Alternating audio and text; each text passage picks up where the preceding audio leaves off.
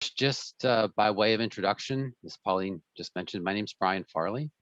I am a product manager within Dun Bradstreet's third-party risk and compliance line of business. I've been working in the third-party risk management space for the better part of the last 20 years or so, and very pleased to be with you today to talk to you about vendor due diligence and reducing your risk. Jamin?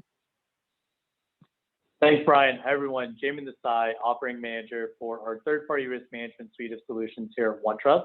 We're responsible for the delivery of the solution set across our R&D, sales, implementation, marketing teams end-to-end. Really spend a majority of my time with our existing day customers and have helped hundreds of organizations operationalize their third-party risk management program. And really excited to talk about the overall due diligence process and how to reduce risk in today's webinar. Great.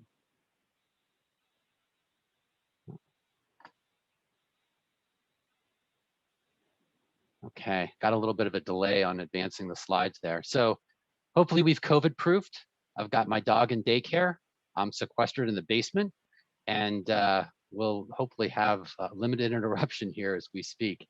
We wanted to start with a few polling questions just to get to know the audience a bit better and understand where everybody is with respect to their journey within third-party risk management. So thanks, Pauline. If the folks on the phone could just take a minute to answer a few questions, and we'll share the polling results so we can again get a better feeling for where everybody stands.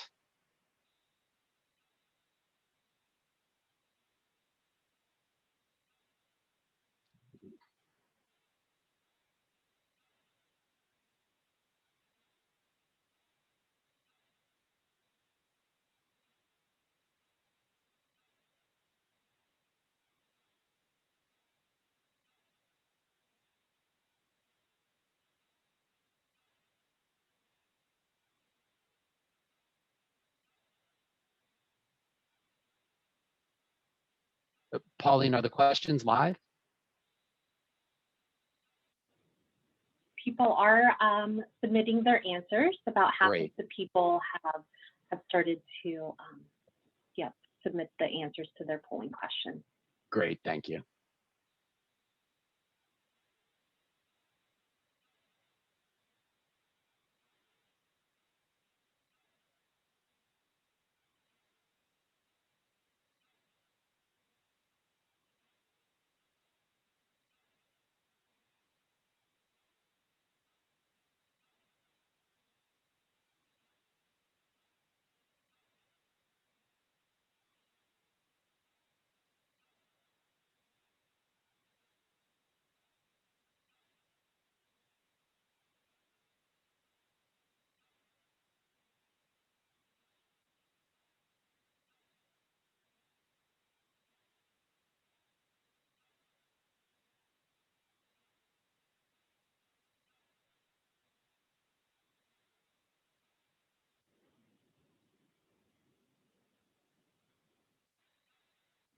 All right, I have ended the poll.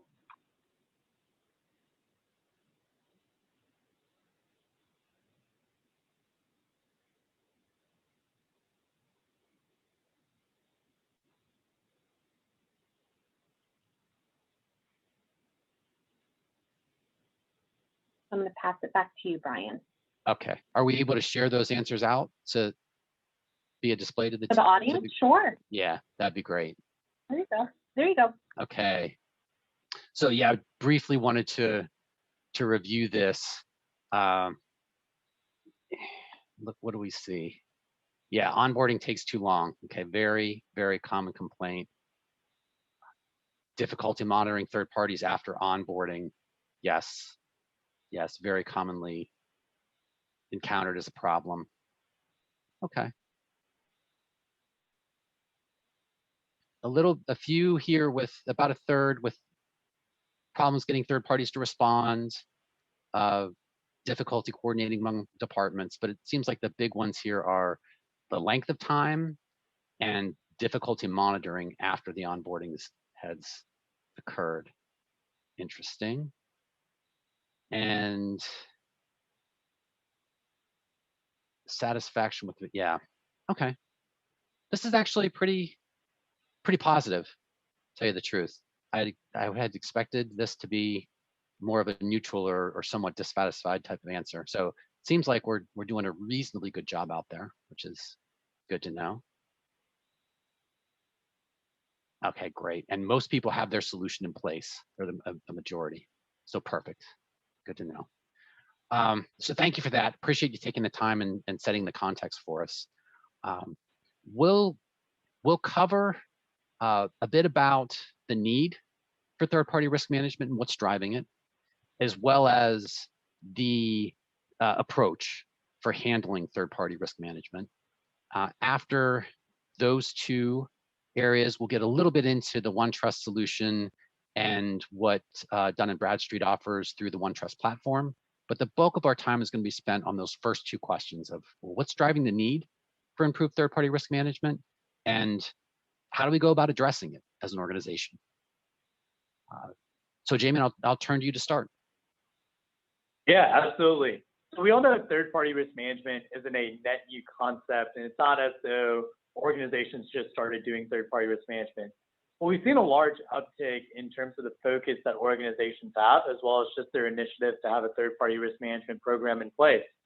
And really what started to drive this, probably in the last 2 to 3 years, even expanding to the past 5 years, is the ability to, one, the net new technology. Most organizations even have a 2022 target or a 2025 target to move everything from on-premise to the cloud. Now the ease of the ability to store data has become significantly easier based off of new technologies as well. And that's just translated to a lot more outsourcing of a lot of the different tasks that you did in the past, as well as your solution. Now, along with the increase in new technologies and the reliance on third parties, based off that new technology, we've just seen more breaches. More and more data is being stored, newer technologies are coming into play, easier for those breaches to occur. And as a means of that, we've also seen more and more regulations, not only from the privacy sector, but also from a broader security standpoint, not only within Europe, but within the United States as well. But more so than anything else, the consequences are just greater. And when we think about these consequences aren't necessarily the fines that you have to pay as an organization. It's not all of the money that you have to spend as an outcome of the breach that occurred. It's all of the reputational risks associated to your organization. Now in the day of social media, it's that much easier for your brand and reputation to be recognized by the daily consumer or other businesses that you work with. But what are the consequences associated with any of the third parties that you work with, and one of those risks coming to fruition is impacted on your organization directly. And the revenue loss based off of that is greater than any fine that you would have to pay.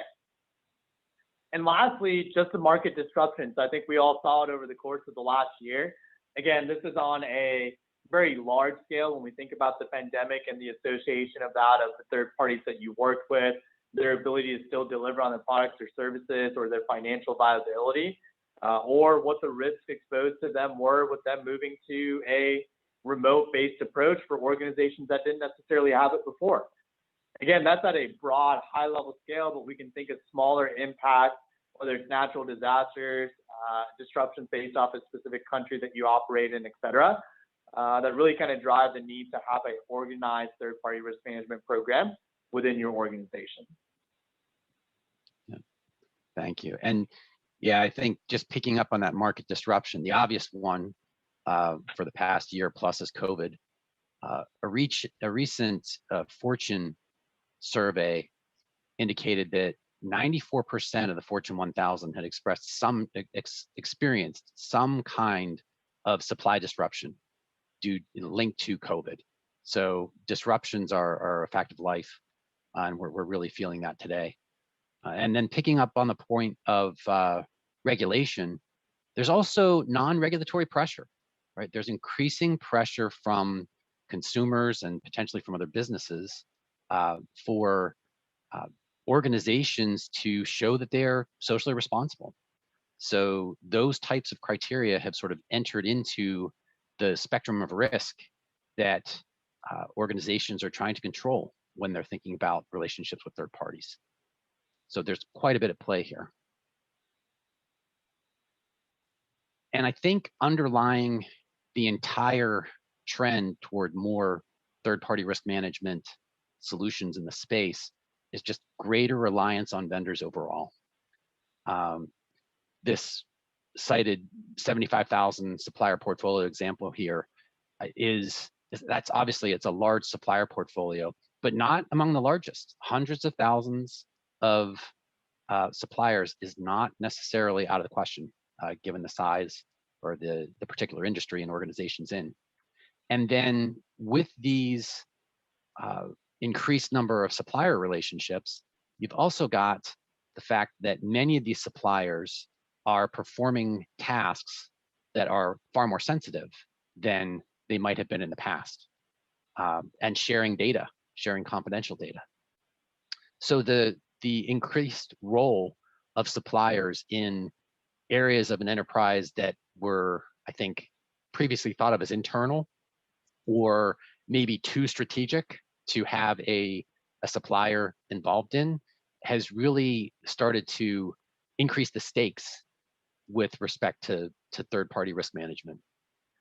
Add to that the globalization of the supply chain. So these third parties are now scattered throughout the globe, and increasingly difficult to gather information on. And you get that picture of a very complex task for any organization to take on.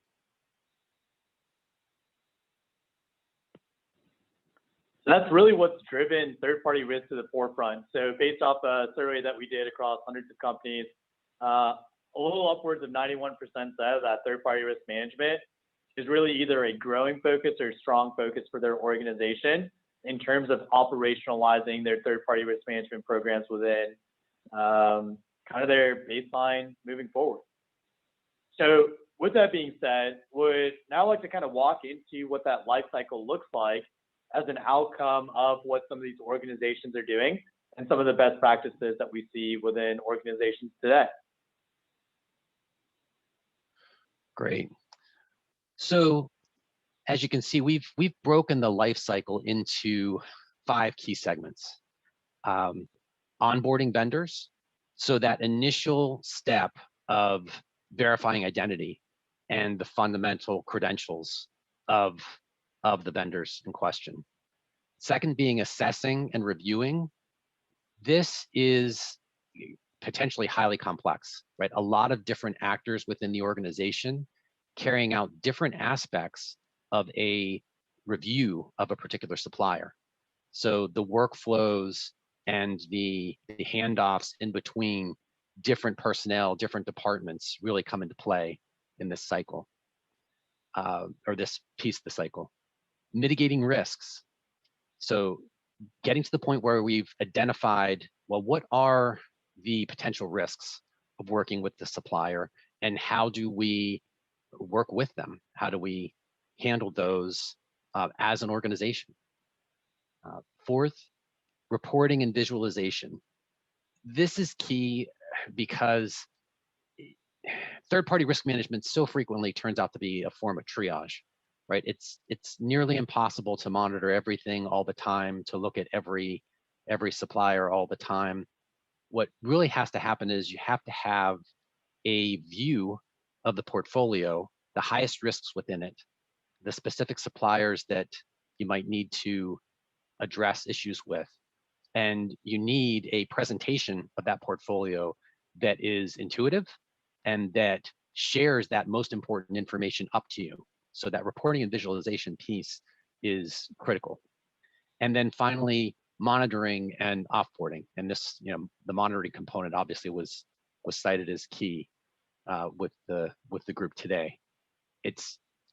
This is where having the appropriate data sources really can come into play with understanding what has changed, right? Because it's not as if suppliers are going to walk up to the door and let you know necessarily.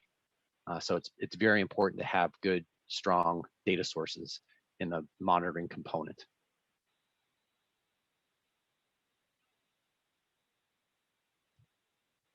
Now, when we think about identifying new vendors, and you think about how this works for your organization, is it more of a reactive-based approach or a proactive-based approach? And what I mean by this is when we think about all of the vendors that we may be using today, do you know of those upfront based off of the business driving it?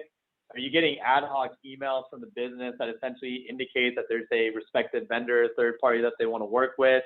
And as a means of that, you're having follow-up conversations and questions with them of who the vendor is, how they intend to use them, et cetera. Or are you finding out based off of IT investigations in terms of shadow IT? Maybe you just crawl through on a quarterly basis to look at all the applications being utilized by your business existing day. And that just then poses additional security risks that you weren't necessarily aware of while the business was using it. And when we think about more of a proactive-based approach, is there some sort of strategic sourcing, meaning a structured intake for the business to not only indicate the vendor that they would like to use, but it's a centralized location that they go to. And along those means, they provide you with the necessary information that you have that then allows you to determine how you progress on assessing that vendor. So creating almost a self-service based approach by enabling the business to provide you proactively with the information that you need for the life cycle as a whole.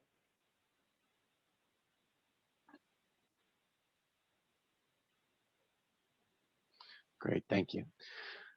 So the overarching objective of the onboard phase is really around establishing a centralized portfolio of suppliers that is in at least a fairly advanced state of pre-qualification. And there are a lot of different sort of logistical steps to getting to that point, because frequently at the beginning of this journey, information about suppliers can be housed in many different areas. And you'll also need an ability to take individual requests for adding suppliers and have a structured way of incorporating those. So you might see a self-service portal of some kind enabling the internal personnel to request a supplier in a structured way so that it is added to the centralized inventory of suppliers. Data can be bulk imported from all sorts of different sources. Sometimes departments just have lists of suppliers, housed in Excel. And then obviously enterprise systems will have information on suppliers that will need to be incorporated. But it's important to get to that single view and to have that set of suppliers with identities confirmed and initial qualifications also confirmed for the initial inventory of suppliers.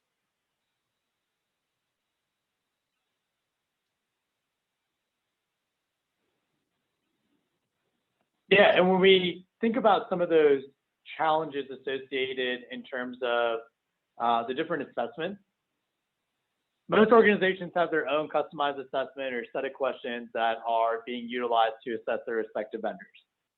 Well, when we think about the assessing of the respective vendor, maybe it might be easier for you to take a standardized approach. And if it is a standard-based approach, determine what categories of risk you want to assess the vendor against, and which standard essentially provides you with that respective information. And also prioritize which vendors it is that you want to assess first. Use bases such as inherent risk levels associated to a respective vendor based off the type of engagement or those set of questions that you're asking the business user in terms of their relationship with the vendor that help you prioritize your highest risk and most critical vendors that you'd like to assess against first prior to moving to your medium or low risk vendors. And another big challenge that we probably see, and probably the biggest one across third-party risk management, is simply just getting the vendors to respond. So when we think about spending the amount of time to get vendors to respond, how do you build that relationship with them up front, or how do you make it as easy as possible for them to get those responses? And also making sure you have a process to where procurement's not processing the purchase order prior to your actual assessing of the vendor. Because at that point, the vendor has no incentive in order to actually go through and complete that assessment. and in that exact same fashion, calculating the risks associated with those respective vendors as an outcome of the assessment that really then helps you determine what the overall risks associated with those vendors are. Great. So focusing on some of these challenges, when we think about first is choosing your assessment standard, existing day, some of the most common standards that we see within the market. And what we've seen is 84% of organizations are really utilizing their in-house assessment existing day. This is just based off of a survey. And when we kind of break that down a little bit more in terms of organizations that are using standard-based approach, most commonly we see kind of the SIG and the SIG Lite, along with also the NIST cybersecurity framework that's utilized when it comes to standards. So again, when we think about what types of vendor assessments are you using, again, if we want broader than just security, utilizing the SIG that has multiple different categories of risk at a broader level, NIST specifically focusing on cybersecurity based off the different standard or framework set of controls that you're using from their side. But again, whichever one makes the most sense for your organization, and if it just makes sense to use that standard approach because vendors have probably completed it, and you have the ability to tie that back to the specific questions that you have in-house that you would typically ask that respective vendor. So let me pause you for a second there, Jamin. We had a couple of questions come in that I'll just quickly address before we get too far past the context, I think, in which they were raised in. First, question raised: isn't it more logical to assess vendor risks prior to onboarding? And I guess the way I'd address that question is that typically at time of onboarding, as part of that process, there is absolutely an assessment of the risk of the vendor from a variety of different angles, different criteria. Generally speaking, the monitoring that's done over time is a sort of an ongoing version of the onboarding process, right? That onboarding process should have the level of depth to where it does assess risk. So I didn't want to gloss over that point. The other issue raised was around enterprises' vendor risk management policies, and that we hadn't mentioned vendor risk management policies as, I guess, as part of the life cycle. And on that point, I don't know, Jamin, if you would elaborate on it, but I don't think we meant to gloss over that aspect, that absolutely different firms will have different sets of policies with respect to vendor risk management. There will be, on an industry basis, different criteria, right, and different regulations that apply. So it's absolutely an important factor, but obviously it was not something we explicitly called out in the life cycle framework. Jamin, anything you'd add on either of those 2 points, or? No, that should actually drive a lot of times when you think about your vendor risk management policies, that gets incorporated in terms of building out your process that ties back to what those policy requirements are. And along with those vendor risk management policies that you have, if you're holding your vendors accountable to meet some of those similar policies, that will then get tied back into the assessment standard that you're actually choosing to assess the respective vendors on, or additional components of your own in-house assessment that you assess those respective vendors with. So absolutely, the vendor risk management policy should help drive both your overall life cycle and process to make sure that you can actually then audit and test it to ensure that you are meeting that policy requirement internally. And for any of those that are external policies associated to your vendors, tie that into your overall due diligence process when you assess those vendors. Great. Thank you. All right, so we'll get back on the path here. Yeah, and as a means of that, and when we think about assessing those respective vendors, it's really important to prioritize those vendors based off of inherent risk. When we think about inherent risk, whether it's on a low, moderate, or high risk level, but utilize a baseline of information that helps you determine what that inherent risk is. A lot of times, in addition to the inherent risk, you can also use the criticality of that vendor and use both in conjunction to help you kind of determine which ones you'd like to prioritize in terms of the due diligence that you do. And some of those components could be if you're sharing any proprietary or confidential business information, personal data or sensitive data, if there's a critical business function that that respective third party is serving, or if there's any potential effect of unauthorized disclosure or destruction of that data. Again, these are just some sample questions that could be asked, whether the business knows them and really what your baseline of inherent risk levels are with those respective organizations. Yeah, and I can't really underscore enough how critical this aspect of the approach is. Typically, in this exercise, businesses are operating under resource constraints, and it's not necessarily possible to, review every supplier at the same depth or with the same scrutiny. Again, it does end up being a triage type of effort, and for that reason, this prioritization by inherent risk is very key to keeping the workload reasonable and making the process, frankly, feasible for businesses and the most effective that it can be. So this is a really critical aspect of getting the process right.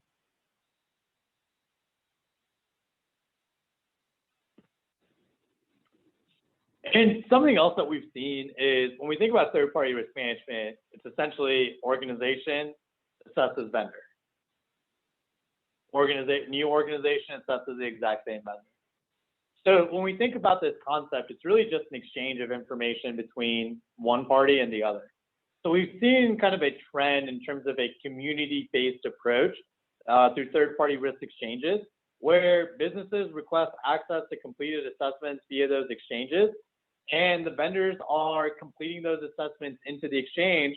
Therefore, it's a streamlined sharing of information if it's a standards-based approach, or it's just reducing the amount of work on the vendor side because they're not having to complete all these different assessments over and over again. And it's easier for the businesses because it's not taking as much time when we think about the assessment process for the vendors to complete those responses over and over again for them, and really translating into a centralized exchange-based approach to really benefit both sides. Yeah, and just to underscore that point, I think there's a temptation out there to just generally view your own needs as unique, right? And therefore, the information you might need from suppliers as unique, meaning it has to have some sort of separate, distinct process of its own that's particular to your organization. And I think generally that's probably true in at some level, right? There are probably some things that are very specific to the organization, but the bulk of what you need to do to assess and evaluate a third party is common. And it really makes using the standards or some type of uniform approach important, because that's what decreases the overall load on the ecosystem for both the suppliers and for the buyers.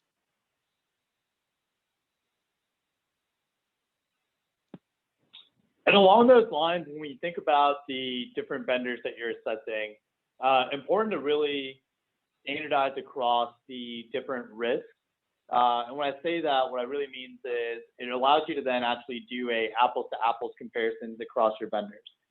And when we think about the risk methodology, some of the things to consider is you go based off of a simple one-dimensional low, medium, high, very high risk associated to this respective vendor, or are you trying to assess those risks at a impact and probability level across a matrix-based approach that your organization may take?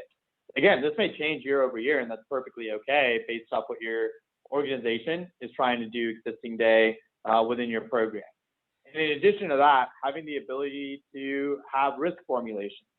For example, do you weight certain risks heavier than the others? If that's the case, what does the overall risk associated to a vendor look like for your organization? And do you have those formulas in place that allow you to get to that level of risk that you want to assess against? And more importantly, risks are no longer just security risks. Back in the day, maybe third-party risk management was tied to InfoSec or security. Now it's really security risk, your privacy risk, strategical risk, financial risk associated, whether it's viability or your KYC and compliance-based risk, operational. And now we've even seen a high uptick in organizations assessing environmental and social governance associated to those respective third parties that they work with, knowing any negative media associated with them comes back to the organization utilizing that third party as a whole. So understanding what categories of risks are important to your organization, and from a question that was asked a little bit earlier, any of those policies that you have for vendor risk management, how those tie into the different categories that you assess those respective vendors against.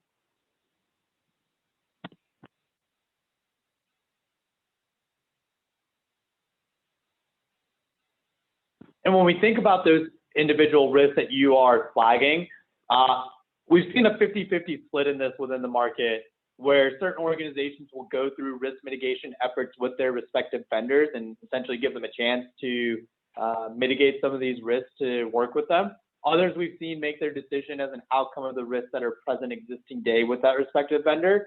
But on that basis, having the identification be automated, and then understanding who, whether it's internal within your organization, and also who on the vendor side is actually responsible for mitigating that risk and taking the actions that it requires to do so.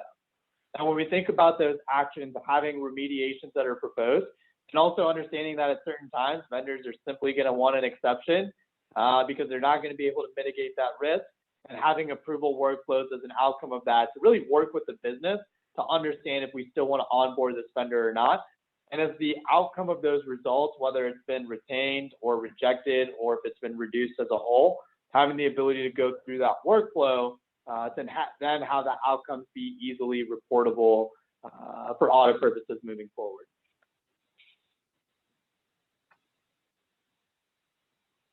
And along those lines, and when we think about your life cycle and really your vendor risk management program as a whole, really important to identify some of those critical metrics. Again, if I'm a one-stop shop or a one-man shop, or if there are multiple individuals on my team, what are the number of assessments I have outstanding? What is the overall risk profile of the vendors that I'm working with? What's the overall upcoming reassessment and average completion time associated with those respective vendors? Is that because of my team and how slow they move? Is it because of how long it takes the vendor to complete the responses and get back to me? Again, using those metrics that are critical to your team and your program to really help then drive your program forward as an outcome of those metrics and results that drive a lot of the decision making that your team may have.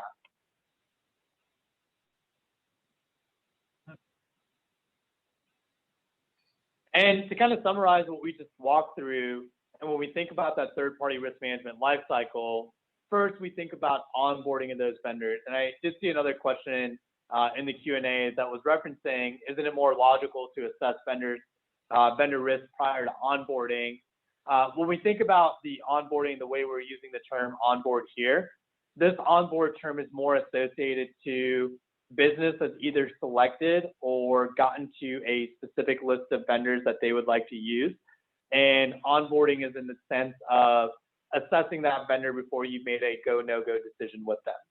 So within the onboarding, it's really empowering and enabling the business, whether it's through a self-service portal to indicate the respective vendor that they would like to utilize.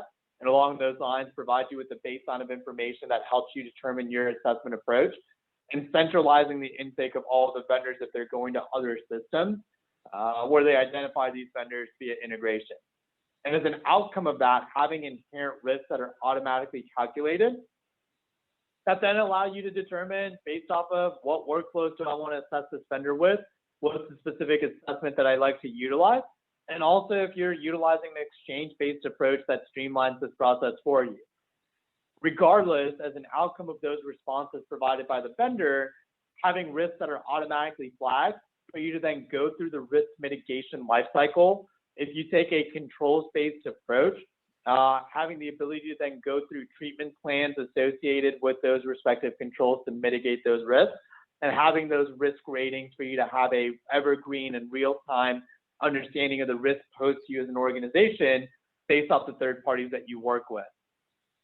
And in addition to that, at the end of the day, if you can't demonstrate that you're doing it, did you really do it in the first place?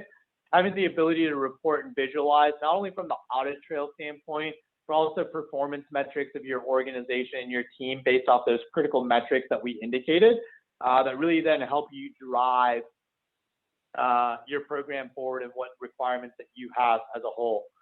And then lastly, monitoring and offboarding of your vendors. Having ongoing oversight as well as the ability to understand any transitions you may need across your vendors. And if you choose to offboard that vendor, having evidence that really allows you to offboard that vendor at any time. So when we think about this and monitoring and offboarding, what if a disruptive event occurs?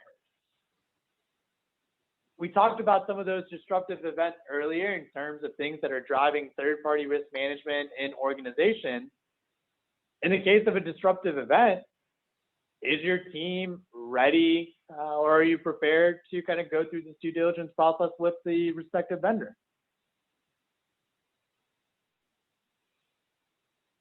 Now, when we think about some of these disruptions, again, we've seen what happened in the past year, but on a more common or more frequent basis, we see natural disasters that could take out certain docking stations.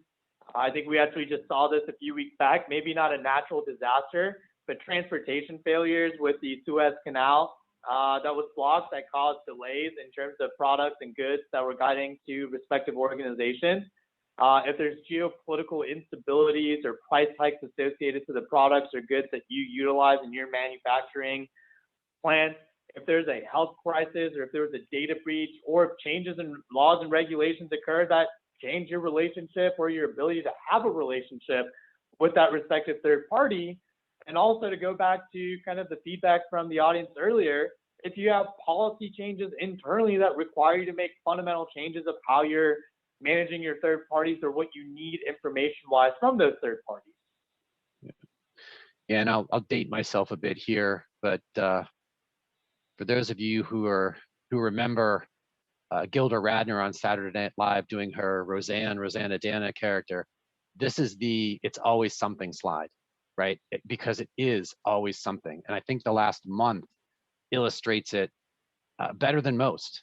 Not only the ongoing pandemic, but the Suez Canal incident, which I don't remember seeing anything quite like in my lifetime, and a chip shortage, right? That's keeping GM and Ford and others from being able to ship cars, right? That's in the last month. Those are major events having a profound impact on these businesses, and it's just seems like it's par for the course. So quick time check, Jamin. We're gonna have to pick it up to get to plenty of questions here. We're almost at 20 to the hour.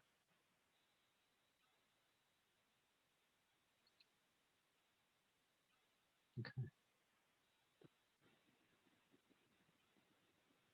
Yeah, and when we think about monitoring, again, thinking about more practical ways, utilizing risk rating services, whether it's cybersecurity and other metrics relating to your vendor security performance, on top of the reassessments that you would do respectively with each of those different vendors, but having something that's a little bit more real-time ongoing as a baseline of that. And also just any business data and analytics, whether it's financial or other metrics, that really relate to your vendor's viability as a whole to be able to continue to deliver for you. Yeah, this monitoring function, it's critical to have third-party data suppliers here. It is the data really does need to be pushed to you in order to monitor effectively, and that means getting generally multiple third-party data sources to help you with the effort.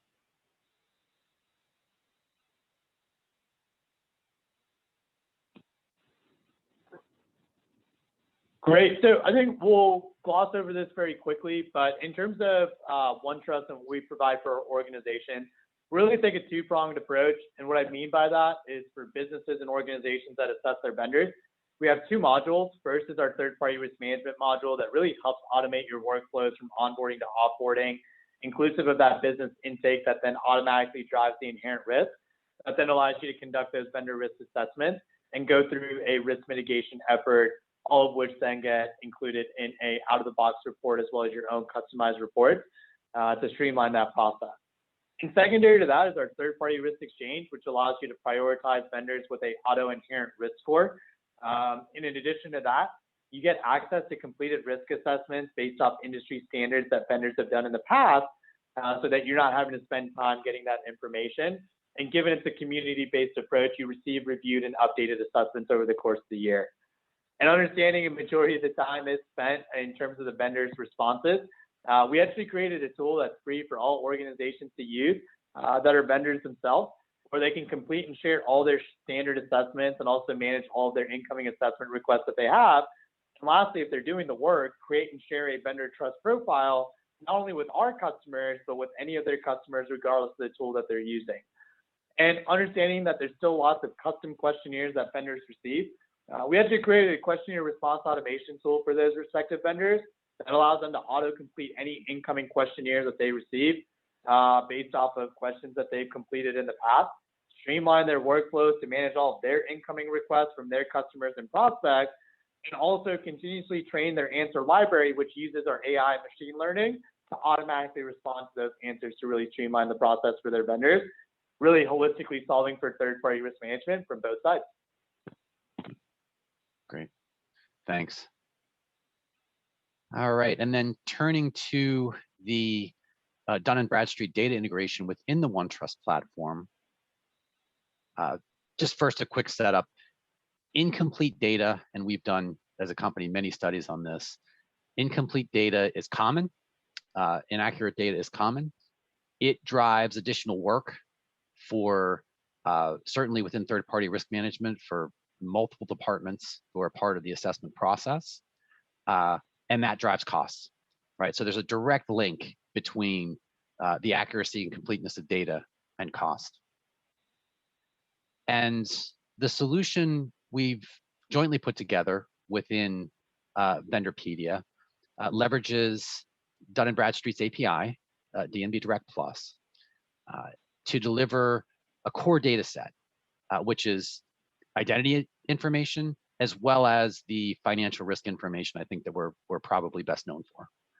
Optionally, we can add things like compliance-oriented data around the principals and beneficial owners of an entity for screening exercises, for instance. And then down the road, we envision adding our socioeconomic diversity data as well, where companies who are either required by the government or for their own reasons have a small business, diverse business program. They have goals around how many women or minority-owned suppliers they will need within their data set, within their supply base. And so having that information helps you track against those goals, essentially. So how have we integrated today? Really at multiple different points. This view just provides a listing, right, of the suppliers in the portfolio to show that we can integrate the D&B data at the vendor level so that you can have the financial risk information with the, immediately with and integrated with the vendor record to help drive those risk assessments, at least the financial aspect of the risk assessment. And drilling into the individual records, we share within their profile data, right? So identification information, firmographic information on the business to help verify identity and sort of describe the basic characteristics of a firm. And the beauty of it, because it's all integrated at the record by record level, is that that information then rolls up into the dashboards, right? So that when you're prioritizing risk, the financial risk, as as reported by D&B, shows up as part of the assessment and as part of the dashboard itself. Again, getting back to that monitoring piece where D&B can push updates into the OneTrust platform, and we can reflect those types of changes in the condition of a supplier immediately so that they can be acted upon. So that was our prepared set of remarks. Especially thank everybody for their attention and for joining us today. We do have a few minutes left, and looks like we have questions coming in. So let's take a few.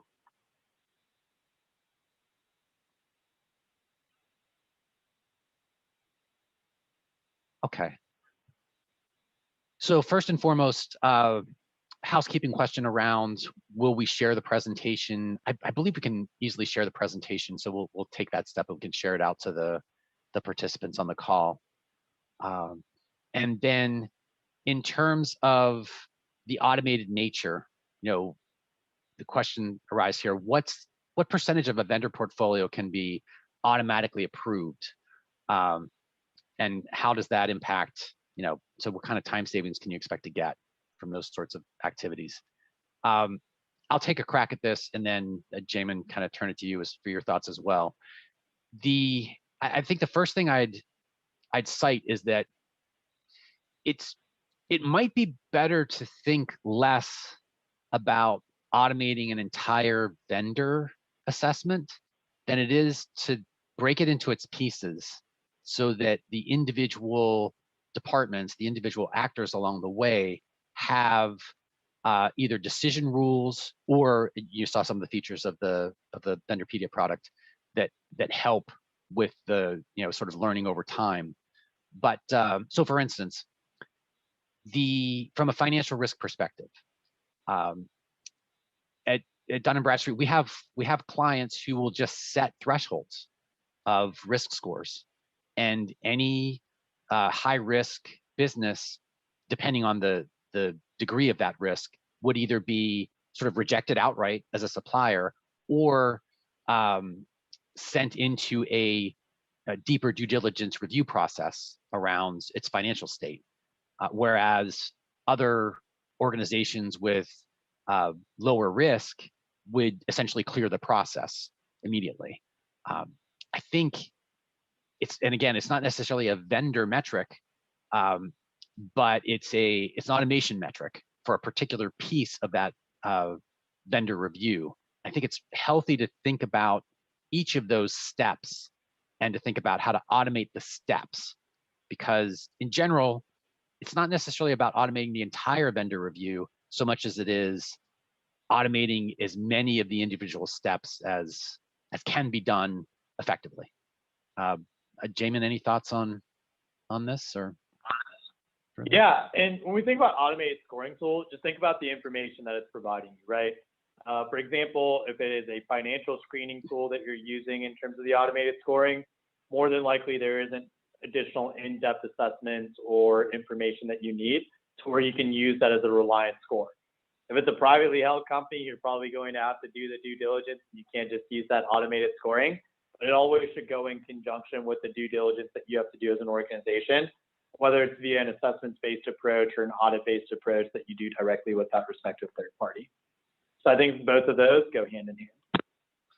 Yeah, and I just reemphasize one of the points Jamin made when he was describing Vendorpedia capabilities, is that sort of saving the lessons learned from the individual assessments and having them drive sort of a machine learning approach is very key, because similar issues will come up frequently, similar actors will sometimes come up frequently, and it can be a real time saver to say not repeat a very similar screening process multiple times.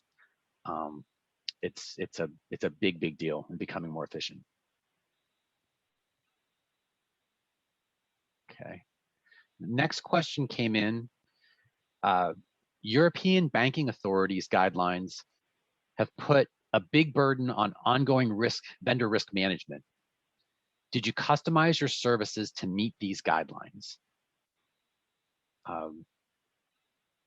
So from a D&B perspective, the short answer is no. The more involved answer is that we have among our clients many financial institutions that are feeling this pressure. So we've increasingly driven our solutions to the point where they're usable within the context of a large financial institution, for instance.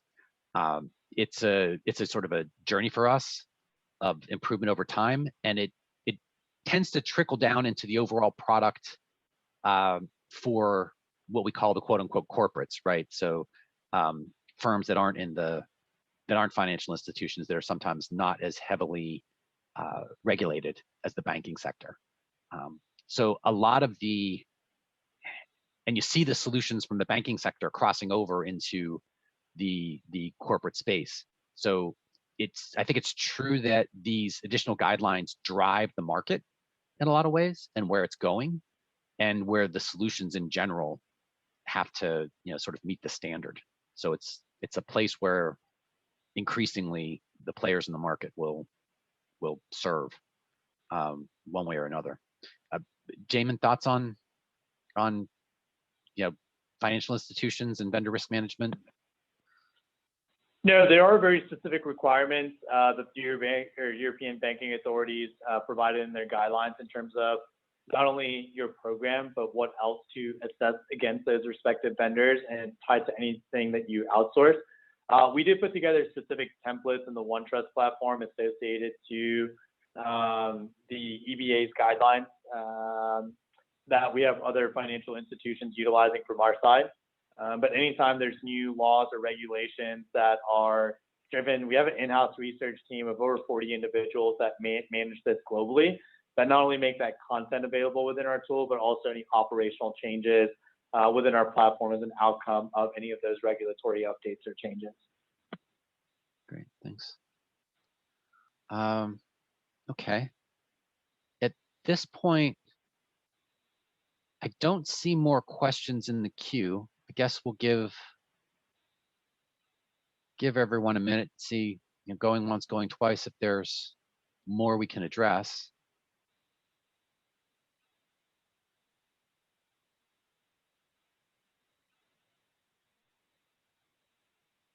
Okay.